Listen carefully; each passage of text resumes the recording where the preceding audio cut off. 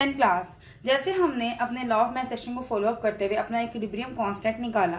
अब हमारे पास एक और तरह से इक्वेशन या क्वेश्चन आ सकता है पेपर में, derive the expression for equilibrium constant for general reaction.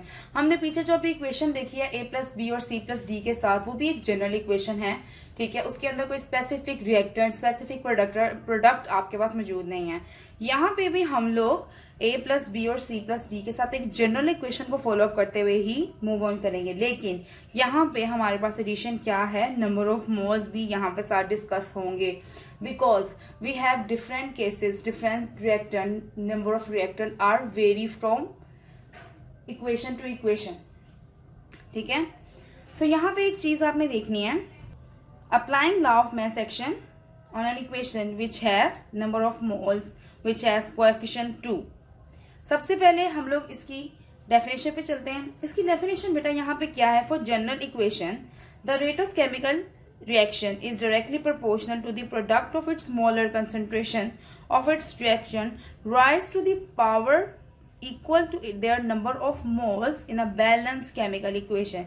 यहाँ पे उन्होंने क्या कहा है बेटा, उन्होंने बस आपको यहाँ पे ये बात एलेबोरेट की है कि जब एक बैलेंस केमिकल इक्वेशन होती है, मतलब एक कंप्लीट इक्वेशन मौजूद होती है जिसमें हमारे पास नंबर ऑफ मोल्स मीन आपके number of reactant and product defined मौजूद होते हैं, जो कि एक नेचुरली एग्जिस्टिंग रिएक्शन को फॉलो अप कर रहे होते हैं, और उसको हम बैलेंस केमिकल इक्वेशन कहते हैं।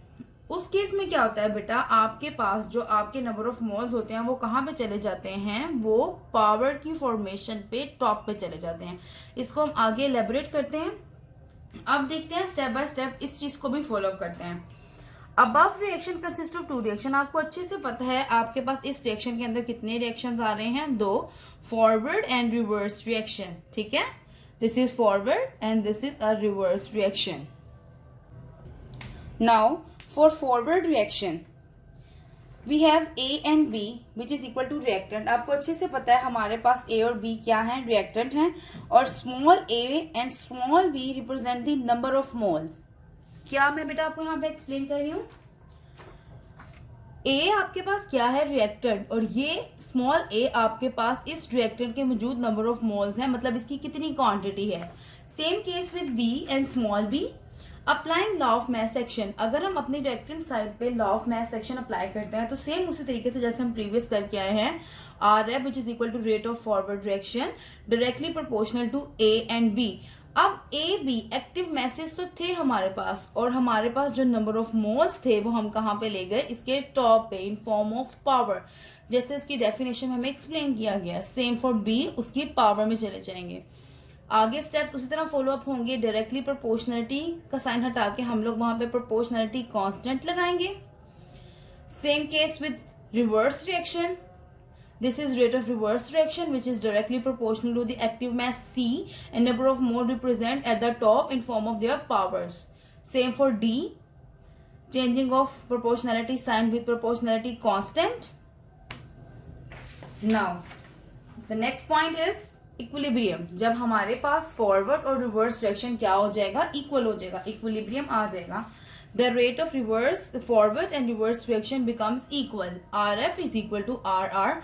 सेम प्रीवियस केस की तरह हम यहाँ पे क्या करेंगे, अपनी वैल्यूज पुट करेंगे।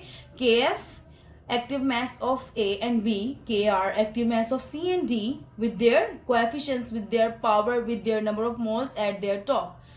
उसी तरह से क्रॉस मल्टीप्लिकेशन का फिनोमिना फॉलो अप होगा, कांस्टेंट एक तरफ, एक्टिव मैसेज दूसरी तरफ, ठीक है।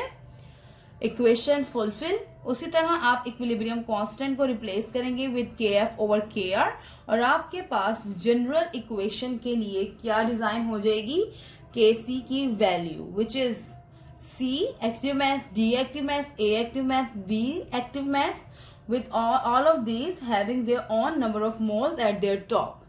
Clear?